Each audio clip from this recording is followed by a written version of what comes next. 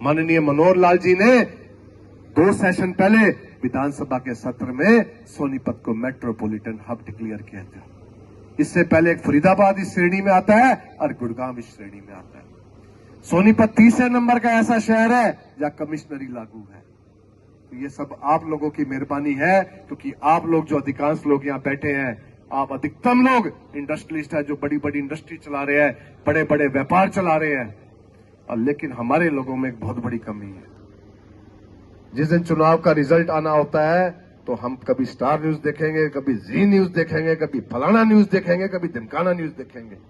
हमें चैनल भी वही अच्छा लगता है चुनाव वाले दिन जो बीजेपी की फालतू सीट बता रहा होता है, और हम अपने रिश्तेदारों को फोन कर करके बताएंगे, देख मोदी का कमाल 400 सीट आ गई।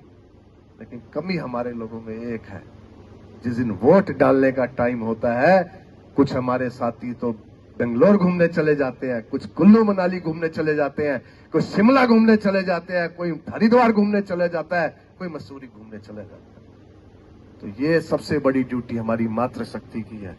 आप लोगों ने आज के दिन संकल्प लेना है कि 25 मई को जब तक मतदान नहीं होगा, घर में कोई जलपान नहीं होगा।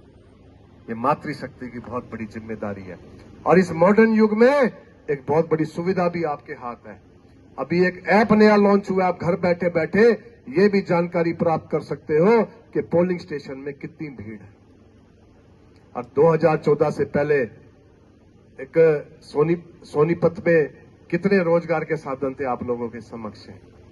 2014 से पहले सोनीपत में रेल कोच फैक्ट्री लाने की बात चली थी, लेकिन मैडम सोनिया गांधी वो रेल कोच फैक्ट्री को लेकर के रायबरेली चली गई। हमारी रेल कोच फैक्ट्री जो गोहाने लगनी थी वो नहीं लगी। लेकिन 2014 के बाद चूंकि बाबू देवीदास जी के चुनाव में नरेंद्र मोदी जी सोनीपत शहर के चप्पे चप्पे में घूमे हैं, वो इस शहर से, यहाँ के कल्चर से अच्छी तरह से परिचित है। मोदी जी ने दृढ़ निश्चय लिया कि सोनीपत को उसका हक दिलवा कर रहूंगा।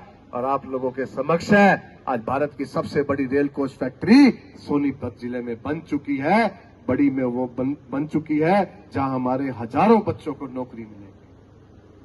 आज भारत का जो सबसे बड़ा ऑटोमोबाइल सेक्टर है, मारुति उद्योग है, वो भी सोनीपत में बना है। और भाइयों, आने वाले समय में वहां 1.5 लाख से ऊपर नौकरियां मिलेंगी। वो हमारी अगली जनरेशन को ही नौकरी मिलेगी। और सोनीपत के इतिहास की एक और बात करूं, सोनीपत के अगर हम राजनीतिक इतिहास पे अगर हम नजर डालें, वर्ष 1965 में यहां से चौधरी मुख्तार सिंह मलिक विधायक बने। उसके बाद वर्ष 1970 में, 1982 में, 1987 में मेरे दादाजी स्वर्गीय बाबू देवीदास जी यहां से 3 बार विधायक बने। और उसके बाद 2 बार बहन जी कविता जी यहां से विधायक बनी। कहने का तात्पर्य यह है कि आप लोगों ने बीजेपी पे तब भरोसा जताया जब बीजेपी का कोई नाम ले लिया नहीं होता था। पूरे हरियाणा में मात्र 3 या 4 विधायक हमारे आया करते थे।